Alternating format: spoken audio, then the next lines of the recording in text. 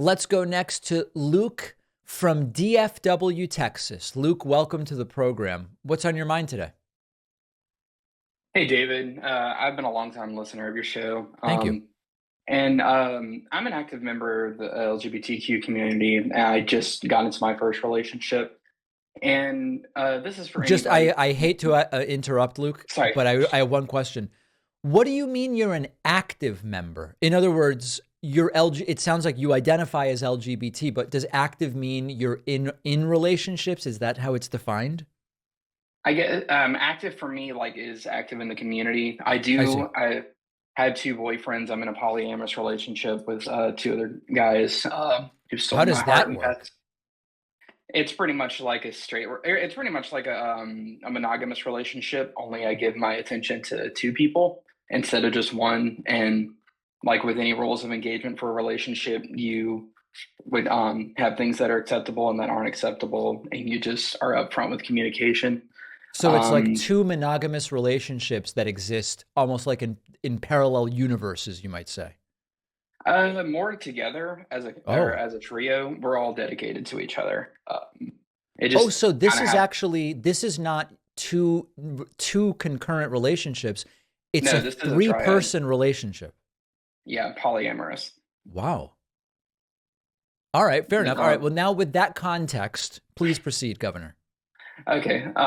So for anybody in that community, I have family back in Louisiana that I just moved away from, and I'm very close to to that family. But as all of us who are in that community are aware, especially living in the South, we have members of our family that are all Trump supporters. Mm. And my question would be for you in 24 is if or would you cut ties with family members who are Trump supporters, despite them claiming to support you being a member of that community, regardless of if he wins or not?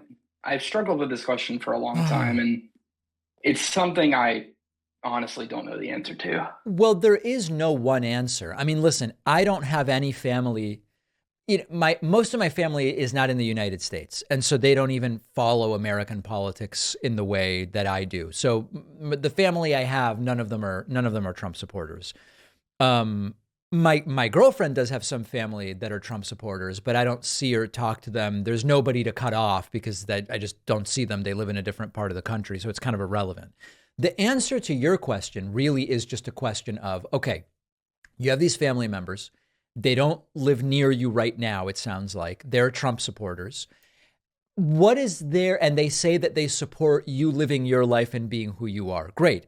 It's really just a matter of, do you value the relationship with them more than the fact that their political views you don't like is a negative, is a drag down on the relationship? You know, if you assign some number to it, and not to become utilitarian, but if you say on a Yeah, scale of 1 to 10, you feel like you get a 7 from being in touch with these people and a -4 from the fact that they're Trump supporters, well, you've got a positive value there.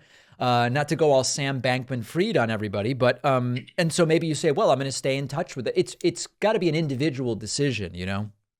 yeah. I knew it wasn't really much of a blanket term, but I really was curious what your input on that was because, for context, these are my parents and one of my sisters who are rabidly Catholic, which irony in that there because the evangelicals hate Catholics already. Now, do Um, you take them at their word and believe when they say we still support you and you as an LGBT person, et cetera? Or do you think that that's not true necessarily?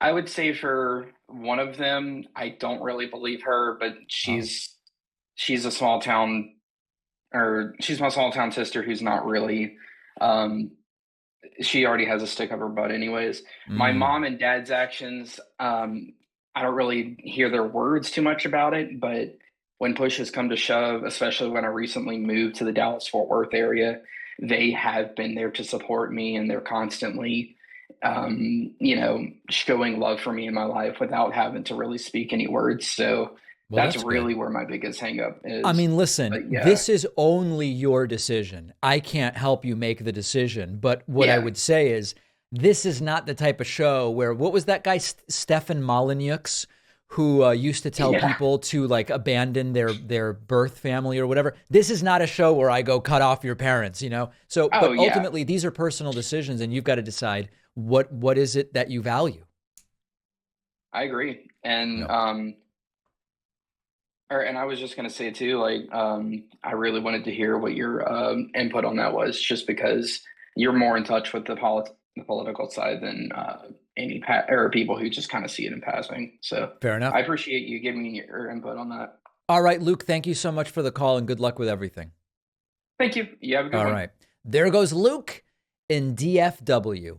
Let's go next to Yahia in Virginia. I hope I'm pronouncing that correctly. If not, Yahia, please feel free to correct me. Yahia from Virginia, welcome to the program. What's on your mind today?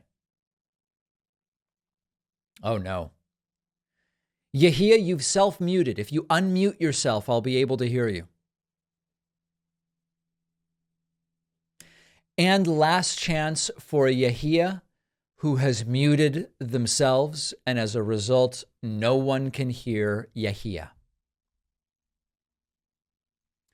Well, that's too bad. There goes Yahia.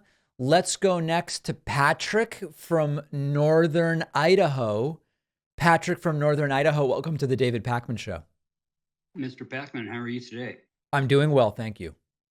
Excellent. You know, this is my first live Discord call, and it's great to be here on the mighty, powerful David Pakman Show. Great to have you. What did you do as a youth growing up, as far as youth programs? I'm a big advocate for the Boy Scouts, and I'm noticing on the Boy Scouts directory that approximately 40% of all males that have been elected to office identify as Boy Scouts. Okay. Yeah, I'm Jewish, so I didn't do Boy Scouts. Now that's one of those half jokes, right? Am I joking or am I not joking? Let's not even explore it, but we don't even need to do that. I'm sorry, what was it? I thought that might happen. I went to Cub Scouts at a Mormon church. I went to Boy Scouts at a Presbyterian church, and I'm Catholic. There you go. You know, so youth programs, what on earth did I do? Let's see. I mean, it was mostly athletics. You know, I played basketball during basketball season, soccer during soccer season. I went to Hebrew school 1 year, didn't love it. So I was able to convince my parents not to make me keep going. I wasn't like a big, you know, I did summer camps and stuff like that. I wasn't like a program sort of guy. And very early, I started doing work of different kinds. Like when I was 12, the local council on aging needed people to go and teach elderly folks how to use computers. And so I started making $5 an hour as I was 11 or 12. You know, my mom would drop me off and then I would teach someone how to move a mouse or whatever. And then, you know, so I did that. And then very quickly I got into working by the time I was 14. I hear that. You know, it's just I'm kind of wondering, do you see from maybe a younger perspective that those groups, that the leadership programs, the large groups, other than just say sports, are kind of dampering off in the Gen Z and some of these social awareness, you know, just isn't really kind of what it used to be. It seems that anecdotally is happening. I mean, I don't know. I have friends who have kids up to around age 13, 14, and they mostly aren't doing the sorts of programs you're talking about. I mean, here's the thing though. This is so many of these programs are either implicitly or explicitly religious. And especially in New York City, the level of religiosity and the tendency to put kids in those programs is far lower. Like I think in Kentucky, it's probably different would be my guess. So my view is very skewed because of that. Indeed. And I could see that up here in North Idaho where, you know, I'm in the town where the fronting Patriots showed up a couple of years ago with 30 guys in a U-Haul truck.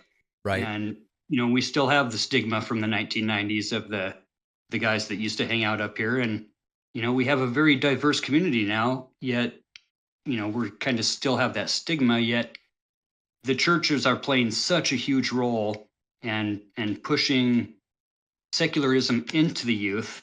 Mm-hmm. Programming, it could be called. Grooming, it could be called, one way or another. Oh boy. I see my kids are in their late 20s, and I'm now an empty nester. So, seeing the transition from kind of after Gen X, the millennials into the Gen Zs, the social awareness online is amazing. It's crazy for me to see the Twitches and these programs. Like, the kids are really, really involved in what they are involved in. Yeah.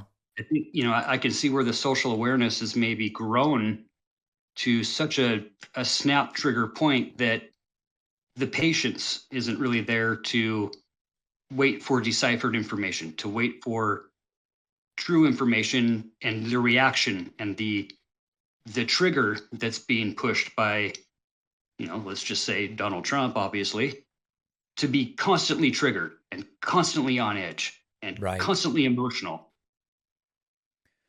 All right, Patrick, you've really said it all. I've got a bunch of people waiting, so I'm going to move on, but we'll keep investigating. I would ask, how do we solve that? But I know that's not an answer. So yeah, that's a tough one. That's a tough one to answer. We'll keep thinking about it. Patrick from North Idaho, thank you so much for the call. No matter your genetics or lifestyle choices, as humans, we all share some basic foundational nutritional needs, and properly replenishing your nutrients daily is important for gut health, stress management, immune system, and that's where our sponsor AG1 comes in. AG1 is a foundational nutrition supplement. It supports your body's universal needs with something that you can easily absorb and utilize. So instead of a multivitamin or fumbling around with 10 different vitamin bottles, I've just replaced all of it with one scoop of AG1. I get the vitamins, the minerals, the prebiotics, the probiotics, all the stuff I'm looking for. It's delicious. It goes great in a smoothie. You can drink it straight with water like I do in the morning before my famous cappuccino. I've been doing it for years. You're just covering your nutritional basis for the whole day. It's simple. You don't have to buy a bunch of different vitamins. My audience knows I don't advertise miracle solutions and cures, and there's no miracle cure or solution here. It's just a simple product that works, that replaces the clumsiness and the cost of a ton of different vitamins. Go to drinkag1.com/Pacman.